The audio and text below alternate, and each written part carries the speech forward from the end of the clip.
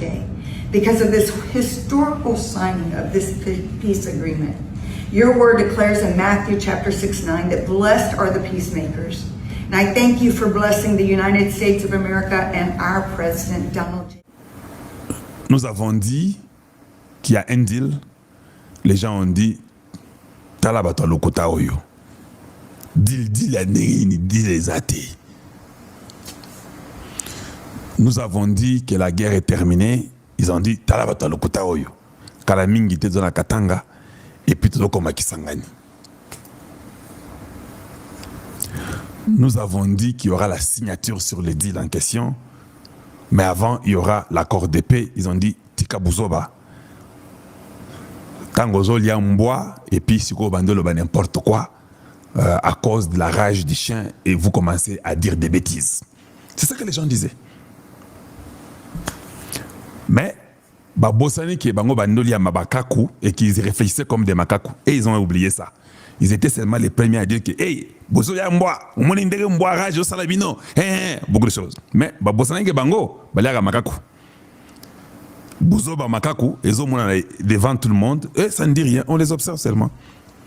Koutou signature exatée, Botika Bozo Bawana.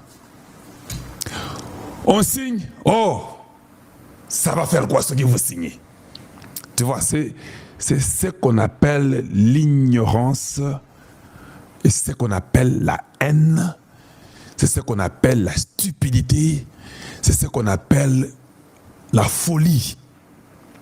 Parce que moi, je ne peux pas en train d'attaquer quelqu'un et je vois que la personne réussit dans tout ce que j'ai fait comme attaque. À un moment donné, je dois dire, bon, je dois vérifier ce que je fais. Est-ce que je fais bien ou bien je fais mal? C'est par les intérêts. La diplomatie agissante, Tata Mokonzi Ekolo Fachi Beton, et le monde en colo. Fachi Atali Saki Makanisa, Taliboé. Depuis 2019, Fachi Abandaki déjà Kosololana, le président américain, pour na Maïmatali, ba minéré, on les a dit qu'on bomisse ba Congolais de cela 30 ans. Yango to monaki le lenge kani. Na 2025, le président républicain Donald Trump, malgré ma tentative nyonso et assassinat, oh ba mekaki na mboka na ye États-Unis, lors ya meeting à Salaki, azo sala meeting, sniper, bato ba betaka munduki na musika, ba calculer ba bomaye, avizaki mutu na ye, mais lisa sezue na litoi. Wana nyonso tomonaki lolenge kani Zamba zala pe ko épargner le président américain Donald Trump pour Zamba ebaki ke bil na bango babandaki na Fachi Beton o efaki amemela biso kimia il faut kokisama tomoni pe awa Tata Mokonzi Ekolo na biso Fachi Beton plus de 100 coups d'état ratés baluki baboma Fachi Beton mais waya batindeni ye un centrafricain d'origine française commando, kamikaze, pour aboma Fachi Beton. Mais Zamba épargnait toujours Fachi Beton. Dans la tentative non sur l'assassinat, on va dire qu'on visait intégrité physique naïe. Mais toi qui remonte maintenant le lingue kani, au commun en 2025, Zamba lobby, il faut beaucoup que ça dise. Oh Bobandaki, dans le président républicain américain, la combat Donald Trump. Il y a un moment où le lingue kani, dit l'ouana et les cinéma kalamingité. Lobby, accord de paix entre le Congo et le Rwanda. On les a bénéfiques pour n'abisso ba Congolais. Parce que tout le monde, ba Congolais, ba la nationalité douteuse, ba ini à Congo, ba lobby accord on les a bénéfiques pour la ba Rwandais. Misusu ba tweeté. Côté milinga na mitu ya ba Congolais. Accord Rwanda, je dis et je le réitère, ils ont bénéfique pour n'abisso ba Congomani. Parce que dans l'accord, on parle de l'intégration conditionnelle.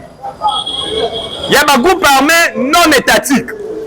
C'est-à-dire qu'il y aura des conditionnalités où le gouvernement congolais a fixé, a coaché pour l'intégrer dans le cadre de FARDC. Il y aura des conditionnalités. Accord nous parle de l'inviolabilité de l'intégrité territoriale des États. Quand on parle de l'inviolabilité, banani ba violaka intégrité territoriale ya mboka na biso. Mais ce sont des Rwandais, il y a de cela 30 ans. Et ça bénéfique pour la banane. L'accord parle de l'intégration économique.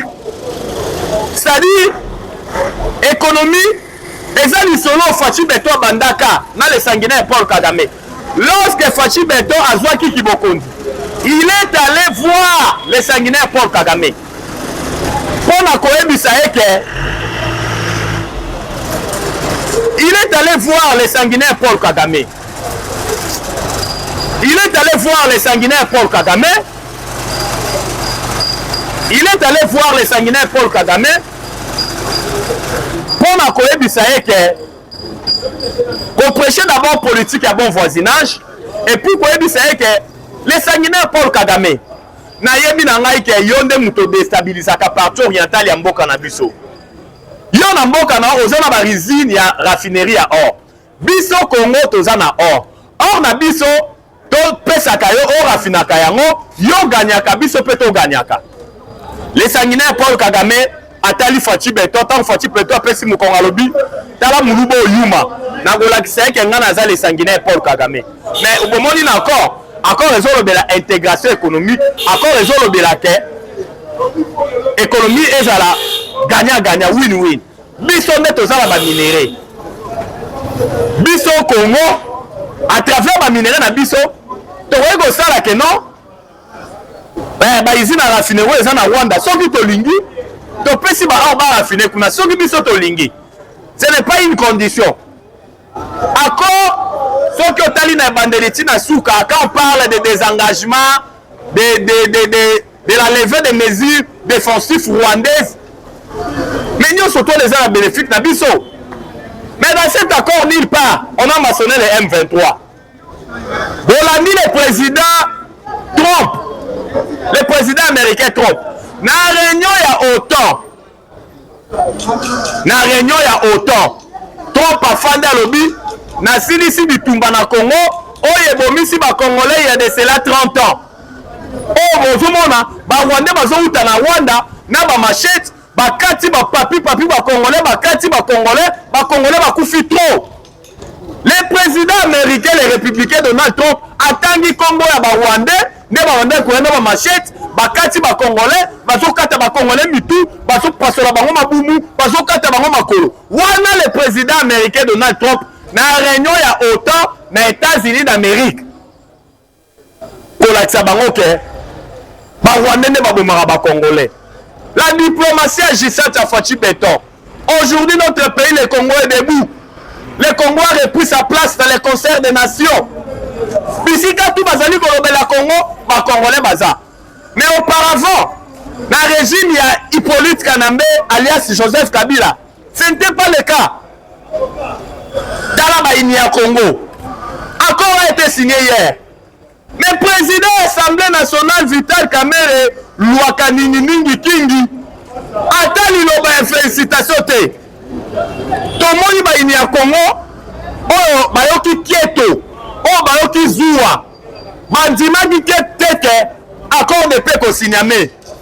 Jaloux, Yango Torosenga na tata mokonzi akoro Fachi Beto. Toye qu'on rappelle la prophétie à Mohamed Sanogo. Mohamed Sanogo a prophétisé pour Nayo Fachi Beto. Na début à 2025. Mohamed Sanogo loba. Zamba Zola Tchangai président du Congo. Zamba Ngalo Banangai que l'insecte qui ronge l'haricot se trouve toujours dans l'haricot. Nyamalia Kalide Swazala Kaka na l'idée sous. Par là, Mohamed Sanogo a sa Fachi Beto nini. Keba na entourage na yo. Keba na bato baza zinga na yo. Accord est signé. Ni président de l'Assemblée nationale, Lwakanini Mingi Kingi ya lobby, ni président ya Sénat, ezali pasi pe mawa. Ezali pasi pe mawa.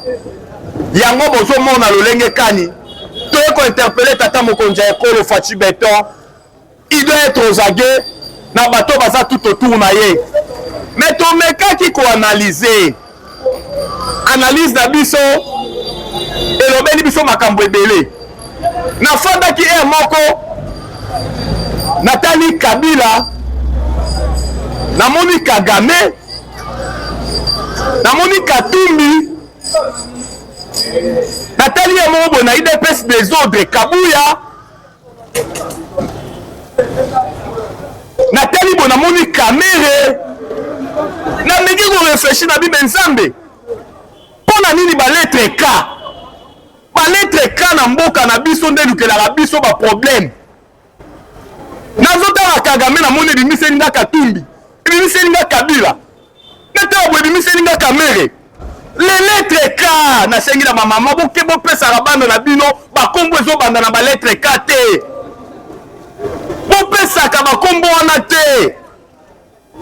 Botala baka kaka leka nazotala Kabila ebimiseli nga Katumbi, ebimiseli nga koto Kamere, nazonga boye déstabilisation IDPS ebimiseli nga Kabuya.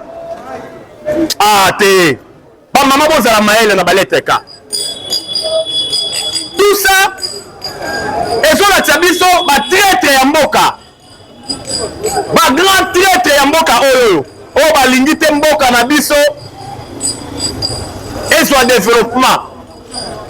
Faci Beton mwana elaka toloba koza na mandat te, oza na mission, parce que votre diplomatie agissante elongo na nkolo yango oyo lelo epesi bakongomani sai yo motema, epesi bakongolais esengo. Yango moni la paix a changé de côté au moment où tu as l'émission yo baesi biso fête ezali na ba province ebele ba congolais babimi bazo festoyer bitumba oyo umeli makasi ba violaka ba mama chaque jour ba nzete na biso ezali kokata na ezokende na Uganda na Rwanda, tokufi plus de 10 millions de morts. Bolani, secrétaire d'État américain lobby, a lobby après la deuxième guerre mondiale. Batu bakufi mille. Na terme ya ba mort. Après la deuxième guerre mondiale, batu bakufi mingi eza ba Congolais. Yango na kosenga na ba Kongomani de père et de mère. Tochaka tata mokonzi ekolo na maboko ya Nzambe Faci Beton, car la Bible nous dit toute autorité vient de Dieu. Faci na pouvoir na makasi na ete Nzambe nda lobaka. Félix Antoine Tshisekedi Tshilombo yo ndo kodirigaka Congo. Mais koya na yo bitumbe kozala bakotente même na koboma yo ngai Nzambe na koépargner yo po na pesi yo mission na pesi yo mandat. Aujourd'hui tolobaka yango notre Congo est debout sous Faci Beton. Le Congo a repris sa place dans les concerts des nations. Bref, Aneke. Les accords il y a des minéraux stratégiques. Ça sera signé pour bientôt. Entre le président américain et notre chef de l'État Faci Beton. Les Américains vont annoncer, vont investir 500 milliards de dollars. Je dis bien 500 milliards de dollars pendant 15 ans. Pendant 15 ans. Oui, comme la biso qui d'une manière définitive. Eric Prince a parlé. Qui est Eric Prince? Azana paramilitaire nae. Le lenge moko to mona na mboka Russie ba Wagner. Eric Prince. Oyo organisation nae ya armée ba bengi yango Blackwater. Maya Moindo, Blackwater. On nous signale déjà que les militaires il faut se déployer dans l'Est. Quel sera le sort de Hippolyte Kanambe, dit Joseph Kabila? Na moya zoyamba ba force vive, na moya zoyamba confession religieuse, na butu Hippolyte Kanambe alias Joseph Kabila, azoyamba armée ougandaise, azoyamba armée rwandaise, azoyamba armée somalienne, azoyamba armée soudanais d'ici. Bichi na baoza ki ba attaquer Uvira, ba mema bitumba na Kalemi. Mais comment on a signature d'accord Poulou Joseph Kabila a tweeté. Hippolyte Kanambe alias Joseph Kabila a tweeté pour na accord et signé lobby. Kabila lobby ezali accord moko commercial ya ba minéraux. Ça n'a rien à voir avec Bitumba Est. Kabila c'est un vrai rêveur. A diriger Congo la chance au Pamba. na tweet na ye soko otali français on dirait azoyeba makambo azokoma te. Tolobaka oloko na oloko ezala na ebandeli eza na suka les accords de paix oyo esiname elobi eza bénéfique mpona bacongolais de père et de mère.